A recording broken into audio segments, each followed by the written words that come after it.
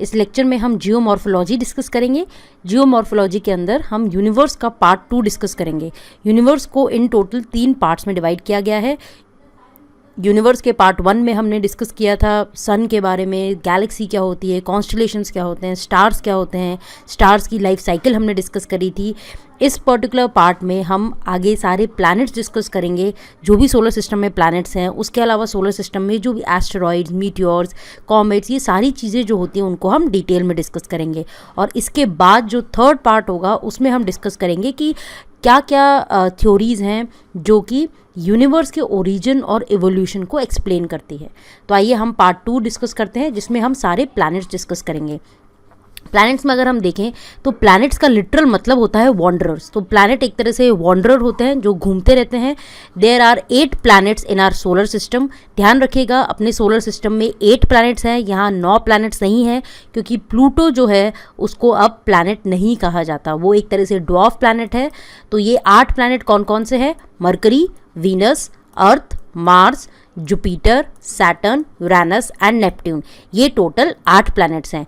ये सारे प्लैनेट्स जो हैं वो एक फिक्स ऑर्बिट में मूव करते हैं सन के चारों ओर। तो अगर हम ये देखें सन है तो ये चारों ओर सन के एक फिक्स्ड ऑर्बिट में इस तरह से टोटल 8 प्लैनेट्स मूव कर रहे हैं।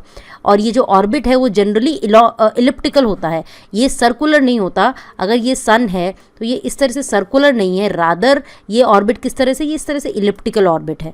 तो जनरली जो ऑर्बिट होता है वो इलिप्टिकल ऑर्बिट होता है। अब एक इंटरनेशनल एस्ट्रोनॉमिकल यूनियन है, इसने ही 9th जो पहले प्लूटो को 9th प्लैनेट माना जाता था, मगर इन्होंने इंटरनेशनल एस्ट्रोनॉमिकल यूनिट ने रिकॉग्नाइज़ किया टोटल 5 ड्वार्फ प्लैनेट्स हैं, जिसमें से एक ड्वार्फ प्लैनेट है प्लूटो। इसके अलावा जो ड्वार्फ प्लैनेट्स है वो है सीरीज़, होमिया, मेकमेक एंड सिडेन। ये टोटल 5 ड्वार्फ प्लैनेट्स हैं जो अपने सोलर सिस्टम में हैं। इसके अलावा अगर हम देखें, ये जो टोटल 8 प्लैनेट्स है इनको 2 पार्ट्स में डिवाइड किया गया है। इसमें से कुछ होंगे टेरेस्ट्रियल प्लैनेट्स, कुछ होंगे जोवियन प्लैनेट्स। टेरेस्ट्रियल प्लैनेट्स कौन से होते हैं? वो प्लैनेट्स होते हैं जो काफ़ी डेंस होते हैं और रॉकी बॉडीज़ होती हैं, वो जनरली गैसेस नहीं होते। टेरेस्ट्रियल वाले होते हैं रॉकी बॉडीज़, मतलब वो रॉक से बने हुए होते हैं, डेंस होते हैं, जैसे कि अर्थ। और अर्थ लाइक प्लैनेट्स आते हैं टेरेस्ट्रियल प्लैनेट्स में। इसमें एग्जाम्पल क्या क्या होंगे? एक तो अर्थ ही हुई, फिर mercury, Venus, earth and Mars. ये सारे जो 4 प्लैनेट्स हैं ये टेरेस्ट्रियल प्लैनेट्स हैं, क्योंकि ये डेंस रॉकी बॉडीज़ जो है उनसे बने हुए हैं। ये गैसियस नेचर के नहीं हैं, ये रॉकी नेचर के हैं। These are also called inner planets. इनको इनर प्लैनेट्स भी कहा जाता है, क्योंकि आप देख सकते हैं ये सन है, मरकरी, वीनस, अर्थ, मार्स, तो ये अंदर के प्लैनेट्स हैं। और जो बाहर के 4 प्लैनेट्स होंगे उनको आउटर प्लैनेट्स भी कहा जाता है। तो जो बाकी 4 प्लैनेट्स हैं उनको जोवियन प्लैनेट कहा जाता है। क्यों? क्योंकि ये प्लैनेट्स पहली बात तो बहुत ज़्यादा बड़े होते हैं, गाइगेंटिक होते हैं साइज़ में, एंड गैसियस होते हैं इन कॉम्पोजिशन। ध्यान रखिएगा, टेरेस्ट्रियल वाले जो है वो रॉकी बॉडीज़ थी, जोवियन प्लैनेट्स जो हैं वो गैसियस हैं इन कॉम्पोजिशन। इनके काफ़ी लार्ज सैटेलाइट्स हैं, इनको बोलते हैं जोवियन प्लैनेट्स। इनके जो फीचर्स हैं वो ऑलमोस्ट सिमिलर है जुपिटर से, इसीलिए इनको जुपिटर लाइक प्लैनेट्स भी कहा जाता है। जैसे हम टेरेस्ट्रियल प्लैनेट्स को अर्थ लाइक प्लैनेट्स कहते हैं, ऐसे ही जो जोवियन प्लैनेट्स हैं इनको जुपिटर लाइक प्लैनेट्स भी कहा जाता है, क्योंकि इनके कैरेक्टरिस्टिक्स जो है जुपिटर जैसे हैं। वो बहुत साइज़ में बड़े हैं, गैसियस हैं, वो रॉकी बॉडी से नहीं बने हुए, रादर वो गैसियस है कॉम्पोजिशन में।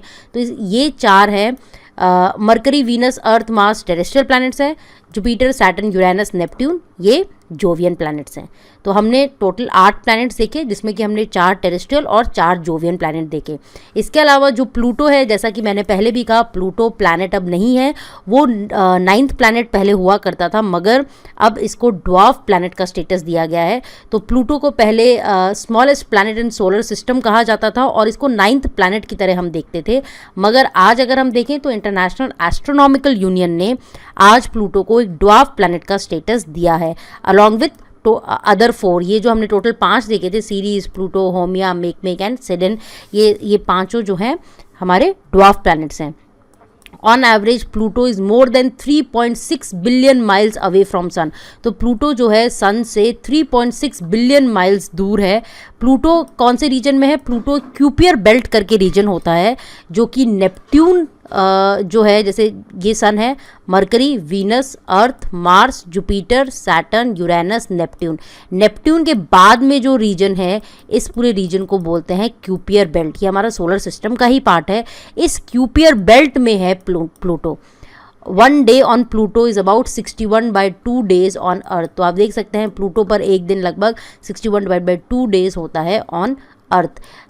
It has 5 moons. प्लूटो के टोटल 5 मून है, जिसमें से सबसे बड़ा जो मून है उसका नाम है चेरॉन। प्लूटो के 4 अदर मून्स कौन कौन से हैं? कैडबरो, स्टिक्स, निक्सन, हाइड्रा। तो ये टोटल निक्सन, हाइड्रा, ये टोटल इसके 5 मून्स हैं, जिसमें से लार्जेस्ट मून है चेरॉन। बट ध्यान रखिएगा, प्लूटो एक ड्वार्फ प्लैनेट है, वो क्यूपियर बेल्ट में है। आप देख सकते हैं नेपट्यून के बाद ये पूरी क्यूपियर बेल्ट चल रही है, इसके अंदर प्लूटो है। क्यूपियर बेल्ट क्या है? इसको एजवर्थ क्यूपियर बेल्ट भी कहा जाता है। ये सोलर सिस्टम का ही एक पार्ट है। सोलर सिस्टम का जो रीजन है, नेपट्यून के ऑर्बिट के आगे जो रीजन है, उसको पूरा क्यूपियर बेल्ट कहा जाता है। That exist beyond the 8 major planets. तो हमने जो 8 मेजर प्लैनेट्स देखे, जो टोटल 8 मेजर प्लैनेट्स है, जिसमें से लास्ट प्लैनेट जो है वो नेपट्यून। तो नेपट्यून के बाद जो है वो एरिया जो है वो क्यूपियर बेल्ट कहा जाता है, और इसी में ही प्लूटो है। तो ये क्यूपियर बेल्ट एक्सटेंड होती है फ्रॉम ऑर्बिट ऑफ नेपट्यून। आप देख सकते हैं ये पूरा ऑर्बिट है नेपट्यून का। तो ऑर्बिट ऑफ नेपट्यून से लगभग ये ऑर्बिट होता है 30 एस्ट्रोनॉमिकल यूनिट्स। यहाँ तक ये डिस्टेंस है from sun to approximately 50 astronomical units. तो ये यहाँ 50 एस्ट्रोनॉमिकल यूनिट्स हो गया। तो ये सन है, तो यहाँ से ये डिस्टेंस है 30 एस्ट्रोनॉमिकल यूनिट्स, और यहाँ से ये डिस्टेंस है टोटल 50 एस्ट्रोनॉमिकल यूनिट्स। तो इसमें क्यूपियर बेल्ट में जो भी जो रेमिनेंट्स हैं सोलर सिस्टम के फॉर्मेशन के, क्योंकि सोलर सिस्टम जब फॉर्म हुआ तो काफ़ी सारे प्लैनेट्स और कॉस्मिक बॉडीज़ भी बनी थी। तो इसमें काफ़ी सारे इसमें ड्वार्फ प्लैनेट्स होंगे, प्लूटो, ये सारे जो रेमिनेंट्स थे सोलर सिस्टम फॉर्मेशन जब हुआ था, तो वो सारे क्यूपियर बेल्ट में है। ये एक तरह से एस्ट्रॉइड बेल्ट से सिमिलर है, मगर एस्ट्रॉइड बेल्ट डिफरेंट होती है। कैसे? क्योंकि एस्ट्रॉइड बेल्ट होती है मार्स और जुपिटर के बीच वाली बेल्ट जो होती है वो होती है एस्ट्रॉइड बेल्ट। क्यूपियर बेल्ट कहाँ होती है? क्यूपियर बेल्ट है नेपट्यून के बाद जो पूरी बेल्ट है, जिसमें कि सोलर सिस्टम के फॉर्मेशन के टाइम में जो भी कॉस्मिक बॉडीज़ बनी थी वो क्यूपियर बेल्ट में कुछ क्यूपियर बेल्ट में रह गई थी। और ये इसका डिस्टेंस क्या है? नेपट्यून के बाद नेपट्यून के ऑर्बिट के बाद जो एरिया है वो क्यूपियर बेल्ट कहलाता है। इसी में ही प्लूटो एक ड्वार्फ प्लैनेट है। अनलाइक एस्ट्रॉइड बेल्ट, ये काफ़ी ज़्यादा बड़ी होती है, 20 times as wide and 20 to 200 times as massive. तो एक तो होती है एस्ट्रॉइड बेल्ट, उसको हम आगे की स्लाइड्स में भी देखेंगे। अभी मैं ब्रीफ में बताती हूँ। सपोज ये सन है, Mercury, Venus, Earth, Mars, Jupiter. तो मार्स और जुपिटर के बीच में काफ़ी सारी यहाँ कॉस्मिक बॉडीज़ हैं। ये जो पूरा ऑर्बिट चल रहा है, मार्स और जुपिटर के बीच में है एक एस्ट्रॉइड बेल्ट। उसके बाद जुपिटर के बाद सैटर्न, यूरेनस, नेपट्यून। नेपट्यून के बाद ये वाला एरिया है क्यूपियर बेल्ट, इसमें है हमारा प्लूटो। ऐसे काफ़ी सारे ड्वार्फ प्लैनेट्स हैं इसमें। इसके बाद अगर हम देखें तो एस्ट्रॉइड बेल्ट रिलेटिवली नैरो होती है, ये थोड़ी छोटी है। क्यूपियर बेल्ट काफ़ी ज़्यादा बड़ी है और काफ़ी ज़्यादा मासिव है as compared to asteroid belt. और एस्ट्रॉइड बेल्ट और क्यूपियर बेल्ट की लोकेशन भी डिफरेंट है। ये नेपट्यून के बाद है, ये मार्स और जुपिटर के बीच वाली बेल्ट है एस्ट्रॉइड बेल्ट। तो ये हम देखेंगे एक एक करके। अब प्लैनेट्स देखते हैं, जिसमें कि हम मरकरी पढ़ेंगे, फिर Venus, Earth, Mars, Jupiter, Saturn, Uranus and Neptune. तो एक एक करके हम ये सारे प्लैनेट्स और इनके कैरेक्टरिस्टिक्स पढ़ते हैं। तो आइए हम सबसे पहले पढ़ते हैं मरकरी। मरकरी अगर हम देखें तो वो स्मॉलेस्ट प्लैनेट है अपने सोलर सिस्टम में, only slightly larger than earth's moon. तो अर्थ का जो मून है उससे थोड़ा सा ही बड़ा है मरकरी, तो रिलेटिवली काफ़ी छोटा है। आप देख सकते हैं अर्थ का जो मून है उससे थोड़ा सा ही बड़ा है बस mercury. It is closest planet, सबसे क्लोज है सन के, और उसका डिस्टेंस जो है सन से लगभग 58 मिलियन किलोमीटर है, या फिर 0.39 एस्ट्रोनॉमिकल यूनिट है। 1 डे ऑन मरकरी लगभग 59 अर्थ डेज। तो हमारे जो 59 डेज होते हैं अर्थ पर, वो equivalent to 1 day on Mercury है। तो इसका मतलब ये है कि अर्थ के 59 डेज हम देखें और मरकरी पर एक ही दिन, मतलब मरकरी एक दिन में पूरा जो रोटेट करती है वो इक्वलेंट किसके है? 59 अर्थ डेज के। तो मरकरी कैसा है? Rocky planet. अभी हमने देखा कि ये एक टेरेस्ट्रियल प्लैनेट है, इसको टेरेस्ट्रियल प्लैनेट भी कहते हैं क्योंकि ये रॉकी डेंस बॉडी है। मरकरी का एटमॉस्फेयर जो है वो काफ़ी थिन है, और इसके जो एग्जोस्फेयर में, जो कि एटमॉस्फेयर का ही एक पार्ट है, उसमें mostly oxygen, sodium, hydrogen, helium, potassium ये प्रेजेंट्स हैं। ये एलिमेंट्स प्रेजेंट है, जिसमें कि oxygen, sodium, hydrogen, helium, potassium. Atoms that are blasted off the surface by solar wind and micro meteoroid impacts Mercury creates Mercury exosphere. तो अगर हम देखें जो मरकरी का जो एग्जोस्फेयर है उसमें कहाँ से एलिमेंट्स आए हैं, अगर हम ये बोल रहे हैं कि oxygen, sodium, hydrogen, helium, potassium ये उसके एटमॉस्फेयर में है, तो ये कहाँ से आए हैं? ये आए हैं जो सोलर विंड, जो हमने पार्ट 1 में देखा था, जो सोलर फ्लेयर्स जो सन से निकलते हैं और जो मीटियोर्स के इम्पैक्ट होते हैं, उनसे ये एलिमेंट मरकरी के एटमॉस्फेयर में आए हैं। अभी तक अगर हम देखें, जैसे कि हमने मार्स पर मंगलयान भेजा है, मार्स पर नासा ने भी काफ़ी सारे मिशंस भेजे हैं, तो मरकरी पर अभी तक टोटल 2 मिशंस हुए हैं, जिस मिशंस में इस रॉकी प्लैनेट को विजिट किया गया है। एक है मरीनर 10, ये 1974-75 में भेजा था, और एक है मैसेंजर जो कि मरकरी के जस्ट पास से एकदम से फ्लू हुआ था before going into orbit around Mercury in 2011। तो मैसेंजर जो है वो मरकरी के चारों ओर घूम रहा है, और एक इससे पहले मरीनर 10 भी मरकरी को स्टडी करने के लिए भेजा गया था। ये दोनों नासा के ही मिशंस हैं। डे टाइम अगर हम टेम्परेचर देखें मरकरी पर, तो आप समझ सकते हैं, क्योंकि ये सन के काफ़ी क्लोज है, सबसे क्लोजेस्ट प्लैनेट है सन के, तो इसका टेम्परेचर जो है वो 430 डिग्री सेल्सियस या 800 फ़ारेनहाइट तक पहुंच जाता है। और अगर हम रात को देखें तो ये -180 डिग्री सेल्सियस रात को पहुंच जाता है। तो आप देख सकते हैं ऐसे कंडीशंस में लाइफ होना ऑलमोस्ट इम्पॉसिबल है।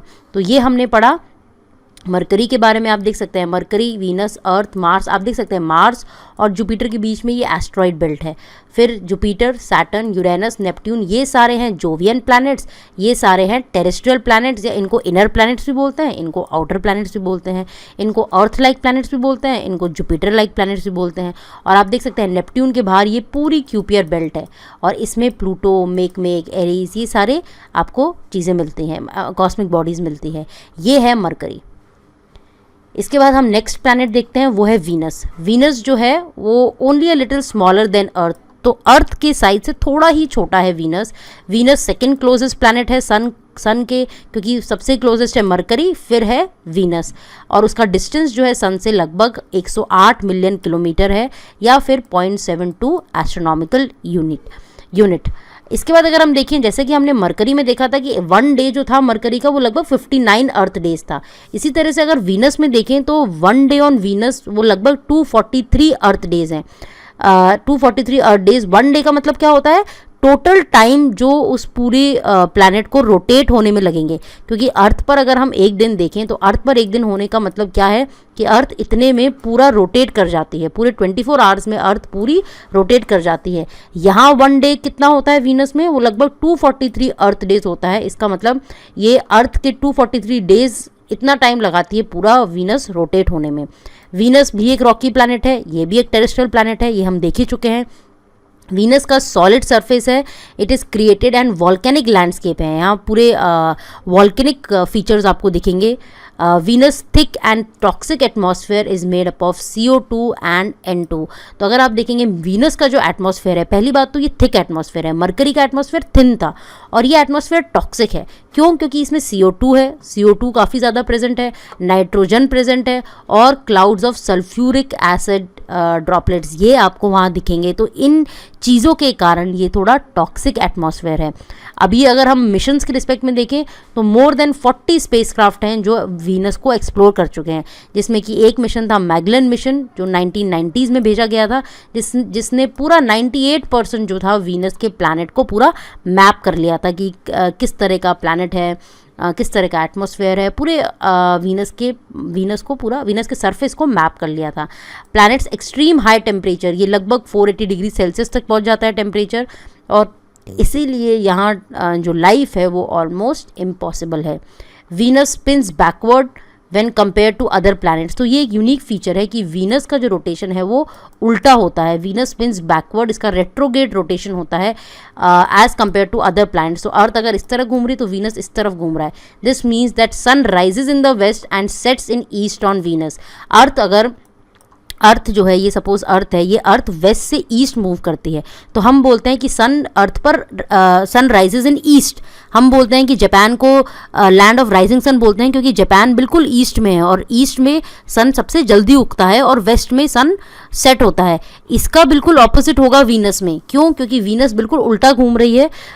वीनस जो प्लैनेट है उस पर sun rises in the west and sets in the east on Venus. तो ये आप देख सकते हैं, ये वीनस प्लैनेट है।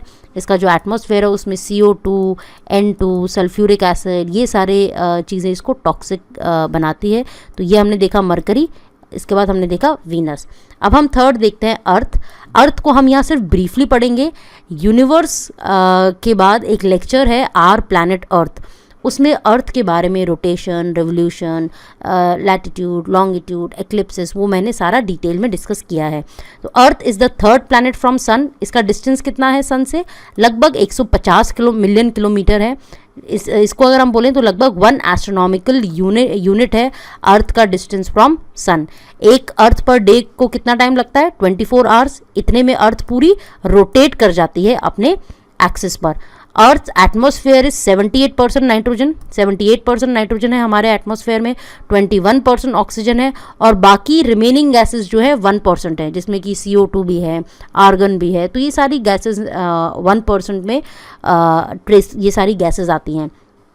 ये एडिक्वेट इस तरह की गैसेस जो हैं, जो अर्थ का कॉम्पोजिशन है, अर्थ के एटमॉस्फेयर का कॉम्पोजिशन है, वो परफेक्ट बैलेंस प्रोवाइड करता है for living beings to breathe and live. तो लाइफ के लिए सबसे एप्ट कंडीशंस है अर्थ पर। Many planet in our solar system have atmosphere but only Earth is breathable. तो अगर हम देखें, ऐसे तो एटमॉस्फेयर मरकरी पे भी है, एटमॉस्फेयर वीनस पर भी है, मगर अर्थ का ही एटमॉस्फेयर इतना एप्ट है कि वहाँ लाइफ पॉसिबल है। अर्थ का एक मून है, ये आप सब जानते ही हैं। Another name of moon is natural satellite. तो हमारा एक नेचुरल सैटेलाइट है जिसको हम बोलते हैं moon. Earth is the perfect place for life as we know it. कि अर्थ पे एप्ट कंडीशंस है लाइफ के लिए। Our atmosphere protect us. जो अर्थ के ऊपर जो पूरा एटमॉस्फेयर है, जिसमें कि काफ़ी लेयर्स आती हैं, जैसे कि पहले आएगी ट्रोपोस्फेयर, फिर आएगी स्ट्रेटोस्फेयर, फिर आएगी मीजोस्फेयर, फिर आएगी उसके बाद आइनोस्फेयर, इसके बाद एक्सोस्फेयर। तो ऐसे अर्थ का एटमॉस्फेयर जो है काफ़ी लेयर्स में डिवाइडेड है। तो अगर हम देखें अर्थ का जो एटमॉस्फेयर इतना लेयर्स में डिवाइडेड है, ये पूरा डिटेल डिस्कशन मैंने क्लाइमेटोलॉजी के फर्स्ट चैप्टर में, फर्स्ट लेक्चर में डिस्कस किया है कि अर्थ का एटमॉस्फेयर किस तरह से डिवाइडेड है लेयर्स में, troposphere, stratosphere, mesosphere, exosphere, thermosphere, all this मैंने ये सारा डिस्कस किया है। तो ये एटमॉस्फेयर ही है जो हमें प्रोटेक्ट करता है इनकमिंग मीटियोरॉइड से, most of which break up in our atmosphere before they strike the surface as meteoroids. तो अगर आप देखें यहाँ एक ट्रोपोस्फेयर, स्ट्रेटोस्फेयर, मीजोस्फेयर, ये लेयर जो है, इसमें जैसे ही कोई भी कॉस्मिक बॉडी अर्थ के एटमॉस्फेयर के अंदर आती है, अर्थ के ग्रेविटेशनल पुल के कारण अगर अर्थ की तरफ खिंची चली आती है तो वो मीजोस्फेयर में बर्न हो जाती है। तो उसको हम बोलते हैं शूटिंग स्टार। जो आप कभी नाइट में देखते भी होंगे, तो वो एक तरह से मीटियोर्स हैं जो अर्थ के एटमॉस्फेयर में आके बर्न हो रहे हैं। तो अर्थ का एटमॉस्फेयर जो है वो हमें प्रोटेक्ट करता है मीटियोर से। तो ये है अर्थ और ये है हमारा नेचुरल सैटेलाइट जो कि है मून। इसके बाद हम फोर्थ सैटेलाइट देखते हैं, ये फोर्थ प्लैनेट देखते हैं। ये भी एक टेरेस्ट्रियल प्लैनेट है। Mars is the fourth planet from sun. उसका डिस्टेंस है लगभग 228 मिलियन किलोमीटर या 1.52 एस्ट्रोनॉमिकल यूनिट। एक दिन जो है मार्स पे वो लगभग just a little over 24 hours, तो लगभग थोड़ा सा ज़्यादा, 24 आवर्स से थोड़ा सा ज़्यादा लगता है एक दिन मार्स पे। तो एक दिन का मतलब क्या है कि कितना टाइम वो लेगी, कितना टाइम वो पूरा मार्स प्लैनेट लेगा टू रोटेट, अपने एक्सिस पर रोटेट होने के लिए वो कितना टाइम लेगा। तो वो लगभग 24 घंटे से थोड़ा सा ज़्यादा होता है। मार्स भी एक रॉकी प्लैनेट है, इसको भी एक टेरेस्ट्रियल प्लैनेट बोलते हैं। मार्स का जो सॉलिड सरफेस है वो काफ़ी हद तक ऑल्टर हो गया है या मॉडिफाई हो गया है। क्यों? क्योंकि वॉल्केनोज, उस पर मीटियोर इम्पैक्ट्स आए हैं, उसकी क्रस्ट की मूवमेंट हुई है और एटमॉस्फेरिक इफेक्ट हुए हैं जैसे कि डस्ट स्टॉर्म। तो इन सारे फिनोमेना के कारण, वॉल्केनोज, मीटियोर इम्पैक्ट, क्रस्ट पूरी मूव हुई है, तो और एटमॉस्फेयर में जो इफेक्ट्स हो रहे हैं जैसे कि डस्ट स्टॉर्म, तो इनके कारण जो मार्स का सॉलिड सरफेस है वो काफ़ी हद तक चेंज हुआ है। मार्स का थिन एटमॉस्फेयर है और इस एटमॉस्फेयर में क्या है? Mainly carbon dioxide, nitrogen and argon. Mars के 2 मून हैं, जैसे हमारा एक नेचुरल सैटेलाइट है जिसको हम मून बोलते हैं, ऐसे ही मार्स के 2 मून हैं, वो है फोबोस एंड डीमोस। इसके बाद अगर हम देखें तो मार्स पर काफ़ी सारे मिशंस भेजे गए हैं, जिसमें कि fly by and orbiters to rovers on surface of red planet. अब ये फ्लाई बाय और रोवर्स का क्या मतलब है? फ्लाई बाय मतलब सपोज कोई सैटेलाइट है, ये मार्स है, तो सैटेलाइट सिर्फ मार्स के पास से गुजर रहा है, ये है फ्लाई बाय मिशन। और रोवर मतलब कि हमने सैटेलाइट पर, ये मार्स है, हमने सैटेलाइट के ऊपर एक मशीन भेजी है जो कि मार्स के ऊपर पूरा चलेगी। जैसे कि जो रोबोट हम भेजते हैं जो मार्स के ऊपर पूरा मूव करेगा, उसको हम बोलते हैं रोवर। जो इंडिया का जो चंद्रयान 2 है जो हम मून पर भेज रहे हैं, उसमें भी हम रोवर भेज रहे हैं। रोवर मतलब कि जो लैंड करके मूव करेगा सरफेस पर। तो मार्स के ऊपर काफ़ी सारे फ्लाई बाय मिशन भी हो चुके हैं, रोवर भी सेंड किए हैं। फर्स्ट मार्स मिशन जो है वो सक्सेसफुल जो था वो मरीनर 4 था 1965 में।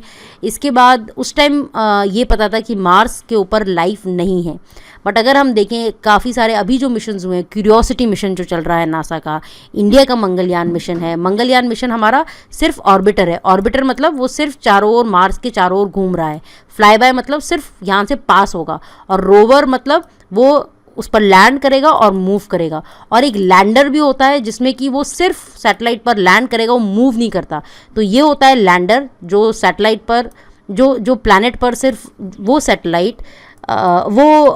सैटेलाइट जो हम भेजते हैं जो कि प्लैनेट पर सिर्फ लैंड करता है, वो मूव नहीं करता, उसको बोलते हैं लैंडर। रोवर क्या होता है? जो कि प्लैनेट पर लैंड करके मूव करता है। फ्लाई बाय क्या होता है? जस्ट यहाँ से पास होगा। और ऑर्बिटर जो उसके चारों ओर चक्कर लगाता है और फोटोग्राफ्स खींचता है, ये सारी चीज़ें ऑर्बिटर करता है। तो हमारा जो मंगलयान है वो ऑर्बिटर मिशन है। अभी अगर हम देखें तो हम मानते हैं कि मार्स के ऊपर फ्यूचर पोटेंशियल है लाइफ का, क्योंकि वहाँ इस तरह की गैसेस पाई गई हैं जिससे कि हम ये कह सकते हैं कि वहाँ लाइफ की पॉसिबिलिटी है। मार्स को रेड प्लैनेट भी कहते हैं, क्योंकि मार्स में अगर हम देखें आयरन मिनरल्स जो हैं वो काफ़ी ज़्यादा प्रेजेंट है मार्स की सॉइल में, और rust causing the soil and thereby the dusty atmosphere to look red. तो अगर हम मार्स का देखें तो एक रीज़न तो ये है कि आयरन मिनरल्स प्रेजेंट है मार्स की सॉइल में। उसके बाद अगर हम देखें कि वहाँ जो डस्टी एटमॉस्फेयर है उससे भी ऐसा लगता है कि मार्स जो है वो रेड अपीयर होता है। तो ये है मार्स और ये है 4th प्लैनेट। तो ये हमने 4 टेरेस्ट्रियल प्लैनेट्स देखे। अब हम देखते हैं 4 जोवियन प्लैनेट्स। तो इसके बाद हम देखते हैं जुपिटर। जुपिटर में अगर हम देखें तो लगभग 1300 Earths could fit inside Jupiter. तो इसका मतलब ये है जुपिटर इतना बड़ा है कि उसमें लगभग 1300 अर्थ आ सकती हैं। जुपिटर 5th प्लैनेट है फ्रॉम द सन, और इसका डिस्टेंस कितना है? 778 मिलियन किलोमीटर। और इसका अगर हम एस्ट्रोनॉमिकल यूनिट में देखें तो 5.2 एस्ट्रोनॉमिकल यूनिट है। अर्थ का डिस्टेंस कितना था? सिर्फ 1 एस्ट्रोनॉमिकल यूनिट था। जुपिटर का कितना है? 5.2।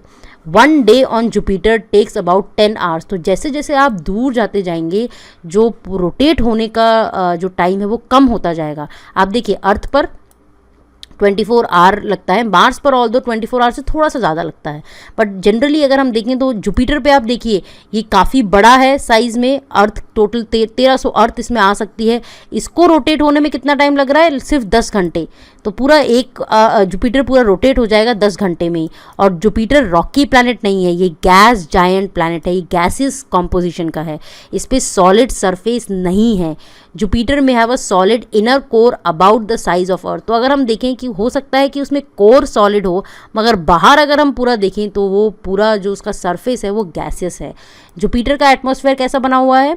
वो हाइड्रोजन और हीलियम, ये 2 मेन गैसेस हैं जो जुपिटर के एटमॉस्फेयर में हमें मिलती है। और जुपिटर के आप देख सकते हैं अर्थ के तो एक ही मून है, जुपिटर के लगभग 50 मून है with additional 17 moons awaiting confirmation that it is a total 67 moons. तो आप देख सकते हैं जुपिटर के काफ़ी सारे नेचुरल सैटेलाइट है। और जुपिटर में अगर आप देखेंगे तो उसमें रिंग सिस्टम है, उसमें रिंग बनी हुई है, एक फेंट रिंग सिस्टम है दैट वाज डिस्कवर्ड इन 1979 में। इसको डिस्कवर किया गया था, वोएजर 1 मिशन ने इसको सबसे पहले डिस्कवर किया था। All 4 giant planets in our solar system have ring system. तो आप देख सकते हैं ये जो सारे जो हैं इनका इनमें रिंग सिस्टम होता है, जो जायंट प्लैनेट्स होते हैं उनमें रिंग सिस्टम होता है। जैसे कि हमने बाकी सारे मिशन देखे थे, ऐसे ही नासा का एक फेमस मिशन है जूनो मिशन। ये जुपिटर ये जुपिटर पे जा चुका है। इनफैक्ट अगर आप 2016 की न्यूज़ देखेंगे तो जूनो मिशन जो है वो जुपिटर पर सक्सेसफुली उसको स्टडी कर रहा है।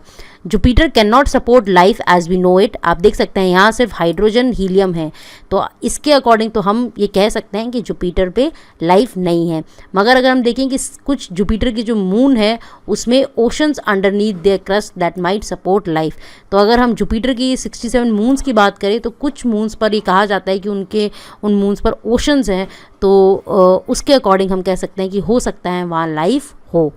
तो ये हमने जुपिटर के बारे में पढ़ा। आप देख सकते हैं ये जुपिटर है। इसके बाद अगर हम देखें तो सैटर्न जो है वो 6th प्लैनेट है सन से, और उसका डिस्टेंस कितना है 1.4 बिलियन किलोमीटर या फिर 9.5 एस्ट्रोनॉमिकल यूनिट। एक दिन जो है सैटर्न में लगभग 10.7 आवर्स लगता है, और एक दिन का मतलब क्या है कि सैटर्न लगभग 10.7 आवर्स में पूरा रोटेट कर जाएगा। सैटर्न भी एक गैस जायंट प्लैनेट है, उसमें भी सॉलिड सरफेस जो है उसका सॉलिड नहीं है। सैटर्न का जो एटमॉस्फेयर है उसमें भी हाइड्रोजन और हीलियम है। सैटर्न के भी काफ़ी सारे मून हैं, लगभग आप 62 मून्स कह सकते हैं।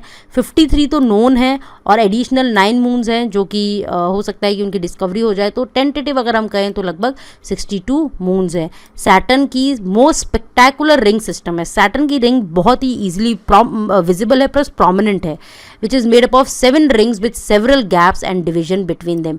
तो अगर आप सैटर्न देखेंगे तो इसमें टोटल 7 रिंग्स है। आप देख सकते हैं ये अलग अलग रिंग्स है, एक ये रिंग है, एक ये रिंग है, तो ऐसे टोटल 7 रिंग्स हैं सैटर्न की। काफ़ी अच्छी काफ़ी प्रोमिनेंट रिंग सिस्टम है सैटर्न में। कुछ ही मिशंस हैं जो सैटर्न पर पहुंचे हैं, जैसे कि पायनियर 11, वोएजर 1, 2, कैसिनी, ह्यूगनेस। 2004 से Cassini has been exploring Saturn, its moon and ring. तो 2004 से जो नासा का मिशन है कैसिनी, ये सैटर्न को स्टडी कर रहा है, सैटर्न के मून्स को स्टडी कर रहा है और सैटर्न की जो 7 रिंग्स हैं उनको स्टडी कर रहा है। तो अगर हम देखें जब गैलीलियो गैलीली जब ये प्लैनेट सैटर्न को ऑब्जर्व कर रहे थे 1600s में, तो उन्होंने कुछ स्ट्रेंज ऑब्जेक्ट देखा on each side of planet and Drew in his notes a triple bodied planet system and later a planet with arms और हैंडल्स। तो एक्चुअली अगर हम देखें कि 1600s में जब सबसे पहले गैलीलियो गैलीली ने इसको ऑब्जर्व किया तो उन्होंने कुछ ऐसा फिनोमेना बताया कि इसके सैटर्न के चारों ओर कुछ हैंडल टाइप बना हुआ है। तो वो एक्चुअली था क्या, वो रिंग्स थी सैटर्न की। क्योंकि मैंने कहा कि इन चारों में ऑल्दो रिंग्स होती हैं इन जोवियन में, बट इसकी जो रिंग्स है सैटर्न की रिंग्स सबसे ज़्यादा प्रोमिनेंट रिंग्स होती हैं और उसमें 7 रिंग्स होती हैं। अब हम देखते हैं 7वां प्लैनेट जो कि है यूरेनस। ये 7th प्लैनेट है फ्रॉम सन। ये डिस्टेंस इसका कितना है 2.9 बिलियन किलोमीटर है या फिर 19.19 एस्ट्रोनॉमिकल यूनिट है। एक दिन जो है यूरेनस में लगभग 17 आवर्स लगता है। तो एक दिन मतलब कि इतना टाइम लगता है, 17 आवर्स लगते हैं यूरेनस को रोटेट होने में। यूरेनस जो है वो आइस जायंट है। अगर हम देखें तो मोर देन 80% ऑफ जो प्लैनेट का मास है वो hot dense fluid of icy material से बना हुआ है, जिसमें कि वाटर, मीथेन, अमोनिया, इनसे ये जो यूरेनस है ये बना हुआ है, तो इसलिए इसको बोलते हैं आइस जायंट। इसका जो कोर है वो रॉकी है, मगर उसके ऊपर जो है वो hot dense fluid of icy material से ये बना हुआ है। इसका एटमॉस्फेयर में अगर हम देखें तो हाइड्रोजन है, हीलियम है और स्मॉल अमाउंट ऑफ मीथेन भी प्रेजेंट है। यूरेनस में देखें तो इसमें भी काफ़ी सारे मून्स हैं, लगभग 27 मून्स है। और यूरेनस के मून्स को का जो नाम दिया गया है वो लगभग जो कैरेक्टर्स हैं विलियम शेक्सपियर और अलेक्जेंडर पोप, इनके नाम से इनके नाम से यूरेनस के मून का नाम रखा गया है। यूरेनस की 13 नोन रिंग्स हैं। अभी तक हमें पता है कि 13 रिंग्स है यूरेनस की। इनर रिंग्स तो नैरो, बहुत ही पतली और डार्क है। आउटर रिंग्स काफ़ी ब्राइट और कलर्ड है। यूरेनस पर कौन सा मिशन गया है वो है वोएजर 2। ये अभी तक ओनली स्पेसक्राफ्ट है जो यूरेनस को विजिट करा है। यूरेनस लाइफ नहीं सपोर्ट कर सकता। आप देख सकते हैं यहाँ हाइड्रोजन, हीलियम, मीथेन, ये लाइफ के लिए इनसे हमें पता चलता है कि यहाँ लाइफ पॉसिबल नहीं है। प्लस अगर आप देखें तो टेम्परेचर भी आप देख सकते हैं आइस जायंट है, आइसी मटेरियल से ये बना हुआ है। Unlike any other planet Uranus rotates on its sides. Which means it spins horizontally. तो आप देखें, आप ये यूरेनस इस तरह, ये यूरेनस जो है ये ऐसे हॉरिजॉन्टली मूव करता है। तो यूरेनस एकलौता प्लैनेट है जो कि वो अपने साइड पर रोटेट कर रहा है, मतलब कि वो हॉरिजॉन्टली स्पिन कर रहा है, बाकी प्लैनेट्स ऐसे स्पिन कर रहे हैं। अर्थ जो है वो ऐसे स्पिन कर रही है, मार्स, मरकरी सारे इस तरह से स्पिन कर रहे हैं। यूरेनस जो है वो ऐसे हॉरिजॉन्टली स्पिन कर रहा है। तो ये है यूरेनस, आप देख सकते हैं इसकी लगभग 13 रिंग्स हैं। ये यूरेनस है, ये सैटर्न हमने पढ़ा, ये जुपिटर पढ़ा। अब हम लास्ट प्लैनेट देखते हैं, वो है नेपट्यून। ये 8th प्लैनेट है और ये फारदेस्ट प्लैनेट है फ्रॉम सन। इसका डिस्टेंस कितना है? 4.5 बिलियन किलोमीटर या 30.07 एस्ट्रोनॉमिकल यूनिट। एक दिन जो है नेपट्यून में वो लगभग कितना टाइम लगता है उसमें? 16 घंटे। तो नेपट्यून को पूरा रोटेट होने में कितना टाइम लगेगा? 16 घंटे। Neptune is a sister ice giant to Uranus. तो नेपट्यून भी यूरेनस की तरह एक आइस जायंट है, वो भी आइसी मटेरियल से बना हुआ है। नेपट्यून का एटमॉस्फेयर भी हाइड्रोजन, हीलियम और मीथेन से बना हुआ है। इसके अगर मून्स देखें तो टोटल 13 मून्स हैं, और जो नेपट्यून के मून हैं उनको नाम दिया गया है सी गॉड नेम्स, जो ग्रीक मैथोलॉजी में जो नाम होते हैं उनके नाम पर नेपट्यून के मून के नाम रखे गए हैं। नेपट्यून की टोटल 6 रिंग्स है। तो हमने देखा जुपिटर, सैटर्न, यूरेनस, नेपट्यून, इन सब में रिंग्स है। नेपट्यून में 6 रिंग्स है। वोएजर 2 जो है वो इस पर्टिकुलर प्लैनेट को विजिट करा है। नेपट्यून भी लाइफ सपोर्ट नहीं कर सकता। तो आप देख सकते हैं ये है नेपट्यून। तो ये हमने 4 जोवियन प्लैनेट्स पढ़े, उससे पहले हमने 4 टेरेस्ट्रियल प्लैनेट्स पढ़े। अब हम देखते हैं मून, और मून के बाद हम देखेंगे एस्टेरॉइड्स और कॉमेट्स।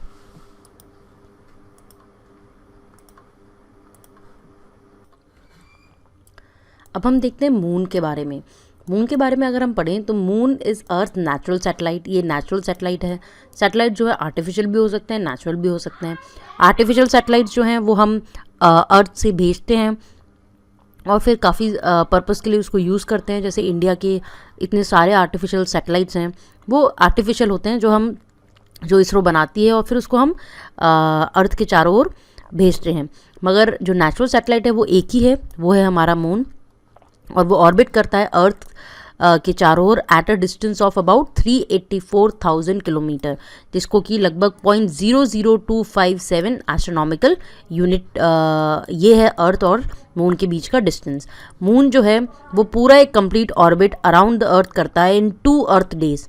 वो पूरा एक ऑर्बिट लगभग 2 अर्थ डेज में कंप्लीट करता है एंड रोटेट करता है और spins at the same rate. तो ध्यान रखिएगा, जो मून है वो अर्थ के चारों ओर रोटेट और रिवॉल्व दोनों लगभग सेम ही रेट से करता है। रोटेट मतलब वो अपने एक्सिस पर रोटेट कर रहा है, और रिवॉल्व मतलब वो अर्थ के चारों ओर, ये अर्थ है और ये मून है, तो अर्थ के चारों ओर ये रिवॉल्व कर रहा है। इसको बोलते हैं रिवोल्यूशन।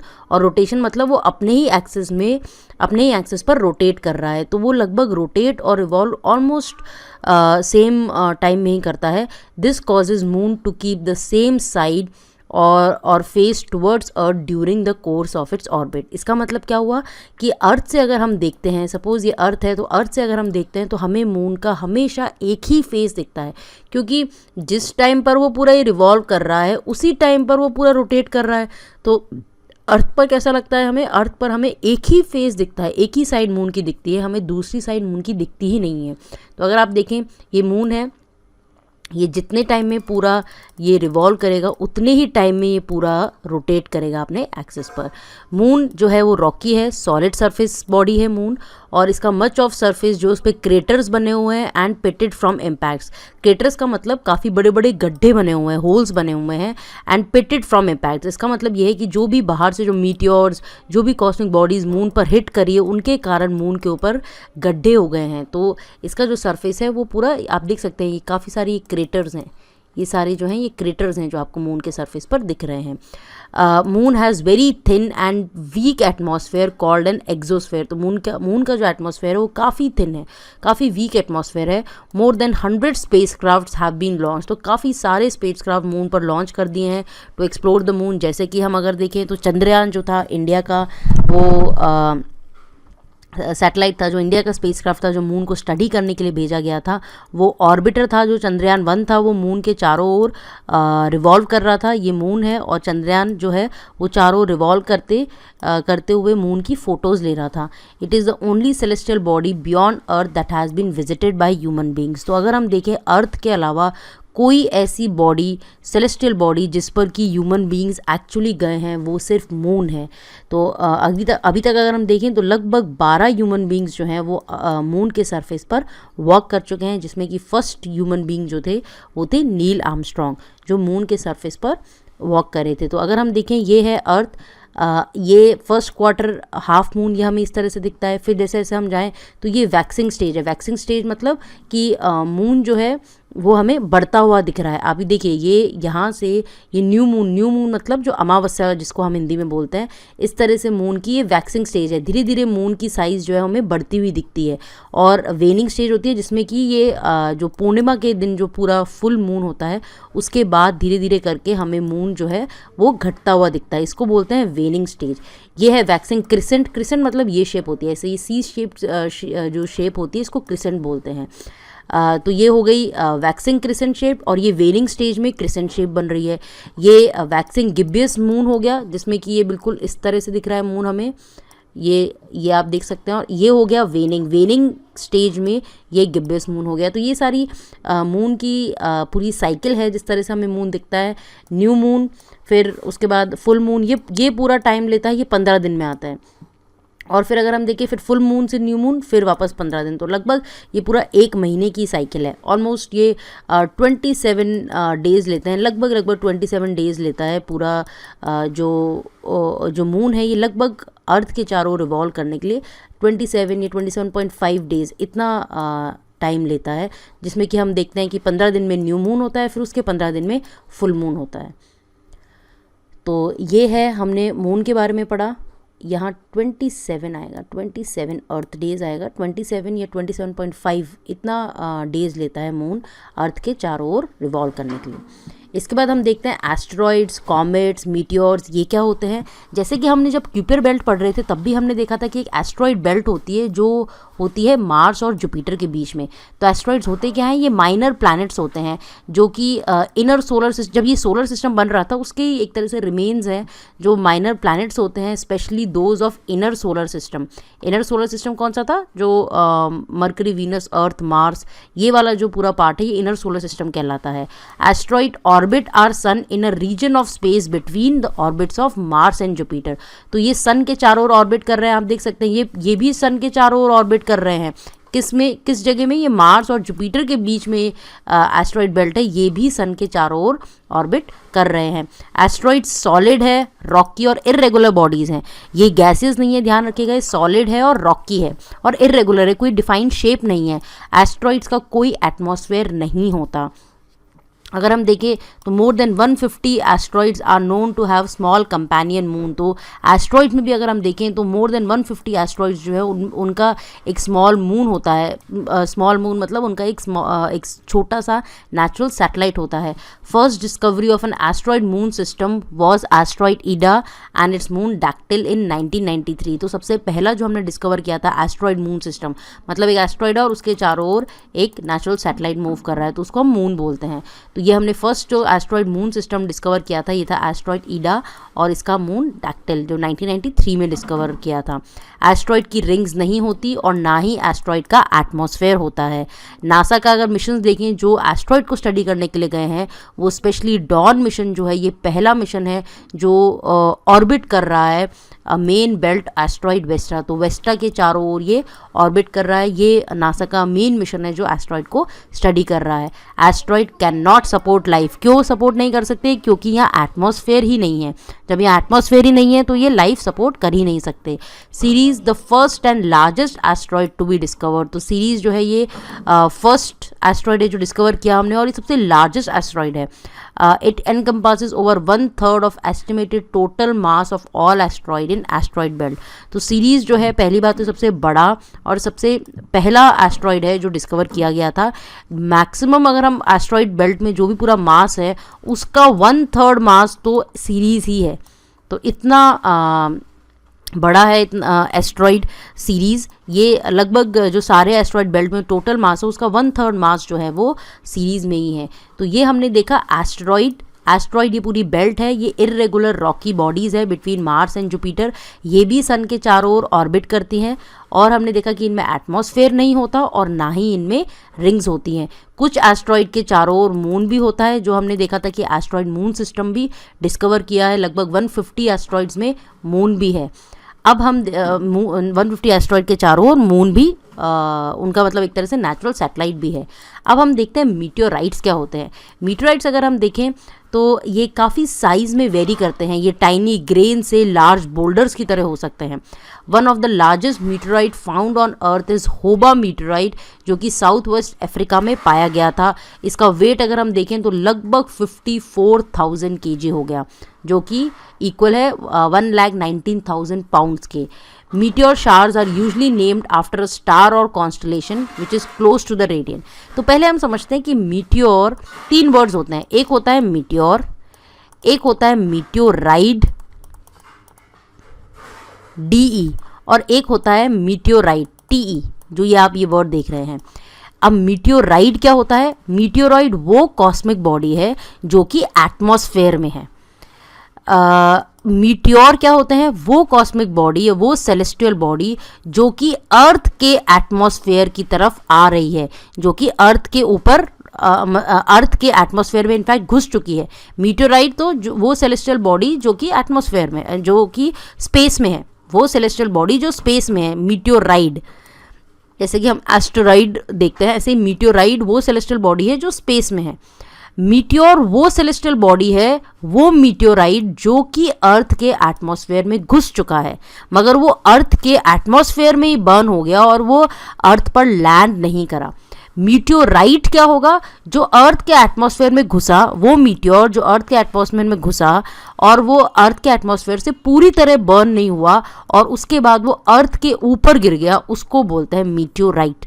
तो आपको ये तीनों वर्ड समझ में आने चाहिए। मैं वापस बता रही हूँ, मीटियोराइट वो सेलेस्टियल बॉडी जो स्पेस में है। मीटियोराइट्स होते क्या हैं? ये चंक्स ऑफ रॉक या डेब्री होता है स्पेस में। ये अगर अर्थ के एटमॉस्फेयर में घुस जाए तो उसको बोलते हैं मीटियोर्स, और वो अर्थ के एटमॉस्फेयर में ही बर्न हो जाए तो उसको मीटियोर्स बोलते हैं। मगर अगर वो अर्थ के एटमॉस्फेयर में घुस के बर्न पूरी तरह से नहीं हो और अर्थ के ऊपर गिर जाए तो उसको बोलते हैं मीटियोराइट। मोस्ट मीटियोराइट जो है उनमें या तो आयरन होता है या स्टोनी आयरन होते हैं। ये एक तरह से रॉक्स और डेब्री, जो स्पेस में जो डेब्री है, जो वेस्ट मटेरियल है, इन ये चीज़ होती है एक्चुअली मीटियोर्स की। अगर हम बात करें तो Leonid MAC an airborne mission that took flight during this studied the interaction of meteoroids with the Earth atmosphere. तो ये एक तरह से एक मिशन था जिसने कि मीटियोरॉइड्स को स्टडी किया था। बट आप इसमें जो मेन चीज़ है जो आपको करनी है वो है, 3 चीज़ें होती है। एक है मीटियोराइड जो कि स्पेस में ही है, एक है मीटियोर जो अर्थ के एटमॉस्फेयर में आ गया, और आप देखते होंगे शूटिंग स्टार्स ये पूरी तरह से जल जाता है, ये मीजोस्फेयर में जल जाता है, उनको बोलते हैं मीटियोर्स। और थर्ड है मीटियोराइट जो कि पूरी तरह से ना जले और वो अर्थ के ऊपर गिर जाए, उसको बोलेंगे मीटियोराइट। तो ये 3 चीज़ें हमने पढ़ी। इससे पहले हमने एस्ट्रॉइड बेल्ट पढ़ा। तो मीटियोरॉइड्स, मीटियोर एंड मीटियोराइट्स ये सपोर्ट नहीं कर सकते लाइफ, क्योंकि एक तो एक तरह से रॉकी मास है जो डेब्री है स्पेस में। However they may provide earth with source of amino acids, the building block of life. अब कहते हैं कि जब से अर्थ बनी है तब से काफ़ी सारे मीटियोर्स जो है वो अर्थ के ऊपर हिट करे हैं। तो मीटियोराइट्स जो है उन्होंने अर्थ को अमीनो एसिड प्रोवाइड किए हैं जो कि बिल्डिंग ब्लॉक ऑफ लाइफ है। Meteoroids became meteors or shooting stars when they interact with planet's atmosphere। जैसा कि मैंने कहा मीटियोराइट्स क्या है? जो स्पेस में डेब्री है उसको मीटियोर कब बोलेंगे या फिर शूटिंग स्टार कब बोलेंगे? जब वो अर्थ के एटमॉस्फेयर से इंटरैक्ट करेंगे और वो जल जाएंगे। जब वो जलेंगे तो एक स्ट्रीक ऑफ लाइट हमें एटमॉस्फेयर में दिखेगी जिसको कि हम टूटता तारा या शूटिंग स्टार बोलते हैं। Debris that makes it surface of a planet from meteoroids are called meteorites. अगर वो अर्थ के ऊपर गिर जाए तो उनको मीटियोराइट्स कहेंगे। तो मीटियोराइट्स जो हैं वो एक तरह से अर्थ पे जैसे रॉक से, इसी तरह के रॉक से बने हुए होते हैं। ये सोलर सिस्टम का ही पार्ट है। सम में हैव डिप्रेशन, रफन और स्मूथ एक्सटीरियर। तो अगर हम देखें अर्थ के ऊपर जो रॉक्स गिरते हैं, साइज़ उनकी डिफरेंट हो सकती है, कुछ स्मूथ हो सकते हैं, कुछ रफ़ हो सकते हैं। जो रॉक्स अर्थ पर मिलते हैं लगभग वैसा ही अपीयरेंस होता है मीटियोराइट का। Many of the meteor showers are associated with comets. तो कई बार मीटियोर शार्स जो है कॉमेट्स से भी एसोसिएटेड होते हैं। अब हम देखते हैं कि कॉमेट्स क्या होते हैं। तो अभी तक हमने देखा एस्ट्रॉइड बेल्ट, हमने मीटियोर्स के बारे में पढ़ा, हमने सारे प्लैनेट्स पढ़े, नेचुरल सैटेलाइट्स पढ़े, स्टार, सन, ये सारी चीज़ हमने पढ़ी। अब हम देखते हैं कॉमेट्स। कॉमेट्स क्या होते हैं? कॉमेट्स जो है वो कॉस्मिक स्नोबॉल्स होती हैं frozen gas, rock and dust की। तो आप ये देख सकते हैं, ये सन है, ये कॉमेट है, ये इसके चारों ओर कॉमेट है जो ऑर्बिट कर रहा है। ये इस तरह से ये कॉमेट ऑर्बिट करता है।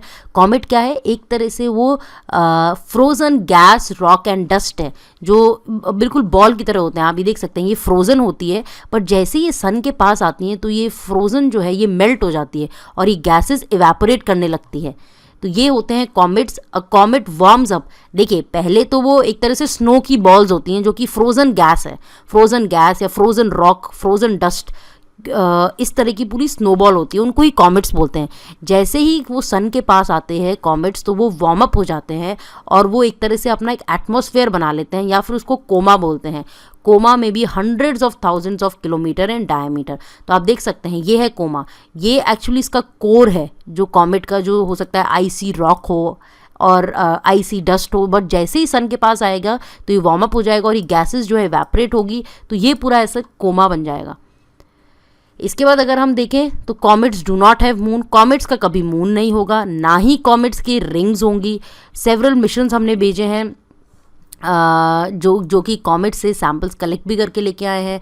When comets come around the sun, ये एक यूनिक फिनोमेना है। जैसे ही कॉमेट्स सन के चारों ओर आते हैं, सन के पास आते हैं, दे लीव अ डस्टी टेल। तो आप देखिए, कॉमेट्स भी सन के चारों ओर ऑर्बिट करते हैं जैसे प्लैनेट्स कर रहे हैं, बट ये क्या होते हैं, ये फ्रोज़न आइसी एक तरह से रॉक या डस्ट या गैसेस से बने होते हैं। और जैसे ही सन के पास आते हैं ये गैसेस इवेपोरेट कर जाती है और इन गैसेस जैसे ये इवेपोरेट करती है तो ये टेल बना देती है। तो आप देख सकते हैं ये गैस टेल लिखा हुआ है, ये गैस टेल, डस्ट टेल। तो इसमें से ये सारी डस्ट और गैस ये निकल रही है क्योंकि ये सन के पास आ रहे हैं, तो ये इवेपोरेट हो रही है। Every year Earth passes through comet tails which allow debris to enter our atmosphere where it burns up and creates colorful streaks in the sky। अब इस तरह के कॉमेट्स जो हैं, अगर वो अर्थ के, सपोज अर्थ यहाँ है, जैसे ये कॉमेट्स सन के चारों ओर रिवॉल्व कर रहे हैं, ऐसे ही अर्थ भी सन के चारों ओर रिवॉल्व कर रही है। अब ऐसा कभी हो सकता है कि कॉमेट्स जो हैं वो अर्थ के एटमॉस्फेयर में आ जाए। तो जब वो अर्थ के एटमॉस्फेयर में आएंगे तो वो क्या कहलाएंगे? वो मीटियोर्स ही कहलाएंगे, क्योंकि वो अर्थ के एटमॉस्फेयर में आएंगे, फिर उसके बाद अगर वो बर्न हो जाते हैं तो वो मीटियोर्स कहलाएंगे। अगर वो अर्थ के ऊपर आ जाते हैं तो उनको मीटियोराइट्स बोलेंगे। तो इसीलिए हमने यहाँ देखा था जब हम मीटियोर्स पढ़ रहे थे कि काफ़ी सारी जो मीटियोर की शावर होती है वो कॉमेट्स से एसोसिएटेड होती है। कॉमेट्स में not be able to support life themselves. इनमें ना तो मून्स होते हैं, ना रिंग्स होती हैं, ना ही ये लाइफ सपोर्ट कर सकते हैं। मगर कहा यह जाता है कि ऐसा हुआ होगा कि वो कॉमेट्स के थ्रू अर्थ पर पानी आया होगा या फिर ऑर्गेनिक कंपाउंड्स जो कि बिल्डिंग ब्लॉक्स हैं लाइफ के। तो जैसे ही अगर अर्थ का कोलिजन हुआ होगा कॉमेट से, तो हो सकता है कि कॉमेट्स के थ्रू अर्थ पर पानी आया हो, ऑर्गेनिक कंपाउंड्स, ये सारी चीज़ें अर्थ के ऊपर आई हो। तो कॉमेट भी सोलर सिस्टम का ही पार्ट है। एक काफ़ी फेमस कॉमेट है कॉमेट हैली। जो हैली कॉमेट है ये short period comet visible from earth every 75 to 76 years. तो हर 75 to 76 ईयर्स में हमें हैली कॉमेट दिखता है। ये लास्ट हमें दिखा था 1986 में और वापस दिखेगा 2061 में। तो आप ये देख सकते हैं ऐसा क्यों दिख रहा है, क्योंकि अर्थ का जो ये ऑर्बिट है और जो कॉमेट हैली का ऑर्बिट है वो लगभग 75 to 76 ईयर्स में ऐसा होता है कि हमें वो कॉमेट दिखता है। और कॉमेट होता क्या है, ये आइसी रॉक, गैस, डस्ट ये होती है जो कि सन के पास आते ही एक तरह से गैस की, डस्ट की टेल बना लेती है क्योंकि वो इवेपोरेट हो जाता है। और ये है कोर इसका, जो न्यूक्लियस कहलाता है, और ये भी सन के चारों ओर रिवॉल्व करते हैं। तो ये हमने देखा, कॉमेट्स के बारे में देखा, प्लैनेट्स के बारे में देखा, पूरे यूनिवर्स से रिलेटेड जो भी टर्मिनोलॉजीज़ है, गैलेक्सीज, कॉन्स्टलेशन, वो सारी चीज़ें हमने पार्ट 1 और पार्ट 2 में देखी है। अगर हम जस्ट इसकी जिस्ट देखें तो ब्राइटेस्ट प्लैनेट होता है वीनस, इवनिंग स्टार भी वीनस होता है, मॉर्निंग स्टार भी वीनस को कहते हैं।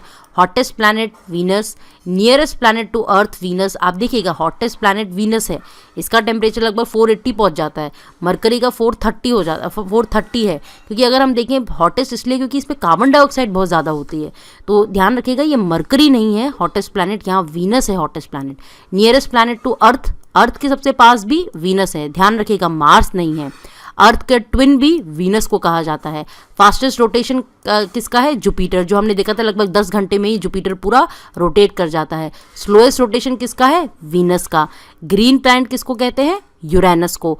ब्लू प्लैनेट ये आपको पता ही है, अर्थ को बोलते हैं। रेड प्लैनेट ये भी आपने सुना होगा, मंगलयान या मार्स को मंगल या मार्स को बोलते हैं। स्मॉलेस्ट प्लैनेट जो है वो मरकरी है। बिगेस्ट प्लैनेट कौन सा है? जुपिटर है। फास्टेस्ट रेवोल्यूशन सोलर सिस्टम में, रेवोल्यूशन मतलब ये पूरा, ये सन है, सन के चारों ओर ये रोटेशन जो है फास्टेस्ट अपने ही एक्सिस पे घूमना, वो तो जुपिटर है। फास्टेस्ट रेवोल्यूशन किसका होगा? मरकरी का, क्योंकि मरकरी ये सबसे पास है सन के, तो सबसे फास्टेस्ट रेवोल्यूशन मरकरी का ही होगा। स्लोएस्ट रेवोल्यूशन किसका होगा? नेपट्यून का, क्योंकि ये सबसे दूर है। कोल्डेस्ट प्लैनेट कौन सा होगा? नेपट्यून, क्योंकि ये सबसे दूर है। कोल्डेस्ट स्टार कौन सा होगा? सन के सबसे नियरेस्ट स्टार जो है वो है प्रॉक्सिमा सेंचुरी। डेंसेस्ट प्लैनेट वो हमारी अर्थ है। लीस्ट डेंस प्लैनेट कौन सा है? वो है सैटर्न, ध्यान रखिएगा लीस्ट डेंस प्लैनेट सैटर्न है। Only satellite with N atmosphere like earth वो है टाइटन। इसके बाद अगर हम देखें स्मॉलेस्ट सैटेलाइट जो है वो है डीमोस। बिगेस्ट सैटेलाइट जो है वो है गैनीमेड। तो ये सारे सैटेलाइट्स हैं जो प्लैनेट्स के सैटेलाइट हैं। स्मॉलेस्ट सैटेलाइट डीमोस है, जो हमने देखा था मार्स का सैटेलाइट है Phobos and Deimos. Biggest satellite Ganymede है। ओनली सैटेलाइट जिसका कि एटमॉस्फेयर अर्थ के जैसा है वो है टाइटन। तो ये हमने पूरे यूनिवर्स को 2 पार्ट में डिस्कस किया है। अब पार्ट 1 और पार्ट 2, नेक्स्ट पार्ट में हम पूरा ओरिजिन और इवोल्यूशन देखेंगे कि यूनिवर्स का किस तरह से यूनिवर्स पूरा इवॉल्व हुआ है। Thank you.